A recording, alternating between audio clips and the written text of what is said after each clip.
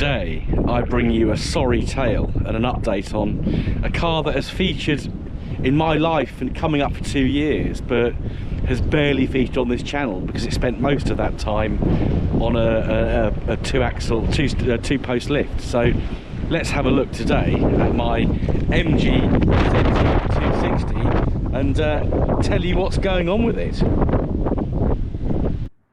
Welcome to Beards and Bangers. It is phenomenally windy today, so I do apologise for the wind noise. It always does this when I want to film up here. So let's take you back to April 2022 when I bought this car. So at the time I think I only had one classic, which was the MG ZR160, one model classic, sorry.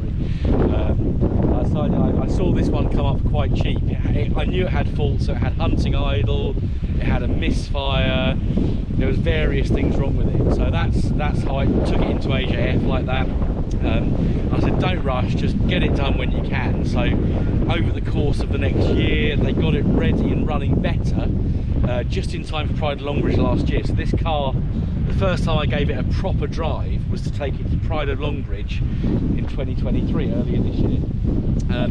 Got it back. You may remember that it had a bit of a blister on the wing there, so I took it in for a respray. Now, on the way up to Pride of Longbridge, on the way back, and when I took it in for the respray on this wing over here, the clutch was struggling to go into gear, so the clutch was clearly on its way out. Respray guys did the wing in about 2 days, went to pick it up. They said, you're going to struggle to get it home. I was like, why is that? The clutch is properly gone, so we couldn't even get it in gear. So luckily the bodywork place, their guy with his transporter was around on that day, so we got it back to AJF. And over the course of the last, I don't know, when was it? So April, so late April to probably October time, they did the clutch really slowly, had to wait for various parts. So yeah, new actual clutch plate, new master cylinder, new slave cylinder. The clutch is amazing now, it's so light. Normally on these cars, those of you who've driven a 260, the MG variant with the manual gearbox will know that the clutches on these are phenomenally heavy. So it feels really good. It's not juddery when you're pulling away. It's a really good clutch and really good work by Austin of AJF. So that's that sorted out. So the next thing we need to do is to put something else back on the car, because the back boxes unfortunately rotted out. Where the car's been standing for so long, obviously condensation's built up in the exhaust pipes. So in a minute we're going to hear it without, don't you dare fall over camera, we're going to hear it without back boxes. So I'm going to grab this camera before it goes flying. I brought the lightweight tripod today, which is probably an error. Probably should have bought the heavier tripod with a weight on it. But let's have a little refresh of our memories of this car. So I've got a bit of a thing for X-Power Grey ZTs and Zs, to be honest. or TF, my TF was X-Power Grey, this is X-Power Grey. I think it's a really nice colour. Tempest Grey I think is actually the correct term for it. So this is a pre-facelift ZT260, so there's not that many of these. So it's got the larger spoiler on the back like that, which you may remember, and then it's got the dual headlights at the front. So it's got a pretty nice face. Yeah, 04, not the earliest. This is number, everyone refers to these cars by their number. So the VIN number on this ends 194. So it's early, but it's not one of the earliest. So I think you know, there are some 53 plate versions of these around, and they're certainly rare.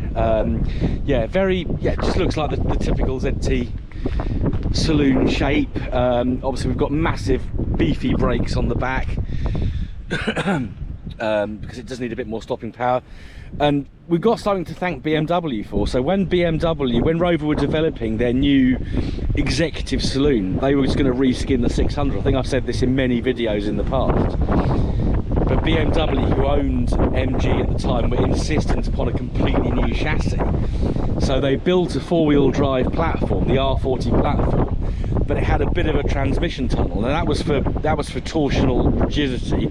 God, that's a long word to use over this Christmas break. But they actually were able to make that transmission tunnel bigger, so they could mount the V8 engine in there and have it rear-wheel drive. Now I'll pop the bonnet because I can show you what's happened under the bonnet with 194.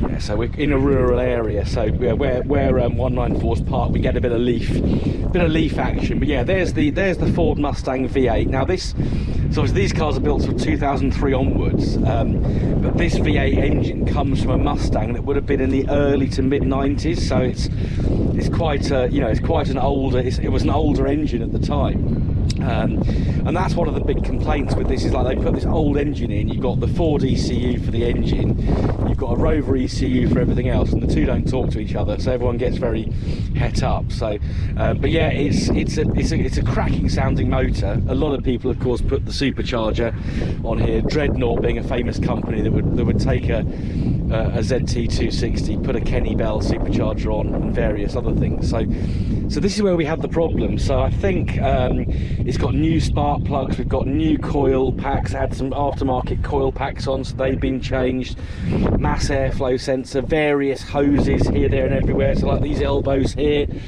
really hard to get hold of. You can get them from America and they cost an absolute, well, the elbow itself costs about £3, but it's 40 quid postage. So it is, if you are buying one of these cars and you want spares, buy a lot in one go, because it makes more sense. Now, one thing this car did have, it had a cone air filter down here, just I think it was even a K&N, just some kind of cheap aftermarket cone right on the bottom of this intake feed here, which is wrong. So thankfully Dan Hooper had, and they're again very hard to get, so I'm very grateful to Dan for selling me it.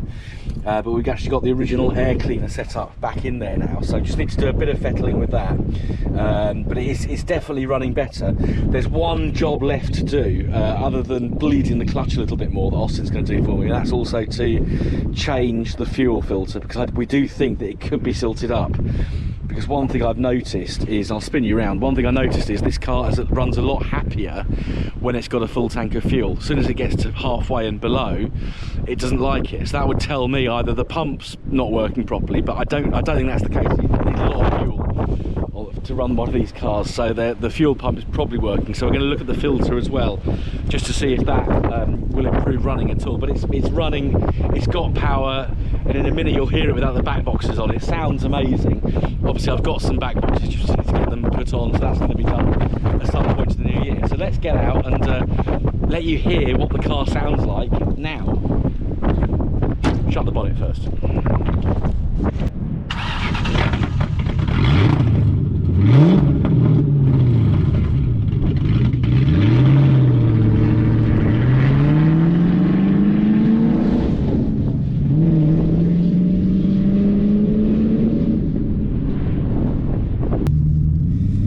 Obviously I'm not going to leave it like that, because that's a bit naughty. Probably breaks some noise.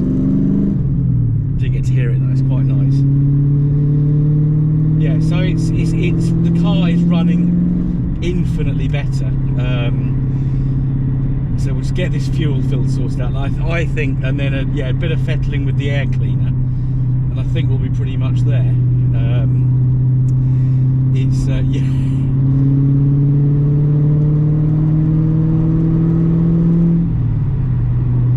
Expensive doing that, because that drinks quite a lot of fuel. Yeah, but this car's gradually getting there. Going to get the headlining done. Just ordered some grey fabric to do that this morning, so it's a bit different to the ivory that we used for Penny's headlining, for Miranda's headlining. I know Austin's used the ivory in his Streetwise and 25 that he's recently sold as well. So for those cars, that's a good match. But I think for the 260, with it's blatantly got a grey headlining, and luckily EU Fabrics are in Birmingham. Really good place.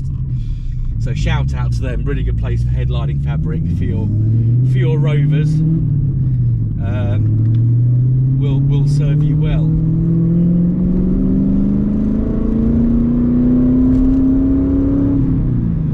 Now, the other thing this car is doing now, it's not getting hot really quickly, which it was before. It seems to be seems to be behaving itself. So I don't know, I think Austin might have changed the hose. So I think you might remember in my Pride Longbridge video that I got this car stuck in a bog, and the expansion tank was venting. So it definitely seems a bit better now, and it's up to temperature in a reasonable time period. It's not cold. I mean, it's typical Christmas weather. It's been north of 10 degrees pretty much all week. So yeah, so once the headlining's done, once we finish fettling with the engine, bled the clutch a bit more, and sorted out a couple of little bits. So the windscreen washer reservoir is not holding liquid, so there's a grommet or a seal gone in there, so that needs sorting out. A couple other little bits. This car will be on the market, so can't keep them all, but yeah, doesn't sound great like that. So yeah, so keep an eye out. Once the car's fully finished, I will try and do a headlining video, because the one thing you haven't seen yet is doing the headlining on a saloon. So I'll bring you a video of that when that's done, and then there'll be a sales pitch video once the car's fully completed. So thank you for watching. I hope you've had a really good Christmas, and if I don't upload another video before the new year, Happy New Year. Don't forget to hit like, subscribe, don't forget to share, comment, all that stuff as well, and I'll see you again very soon on the next episode of Beards and Bangers.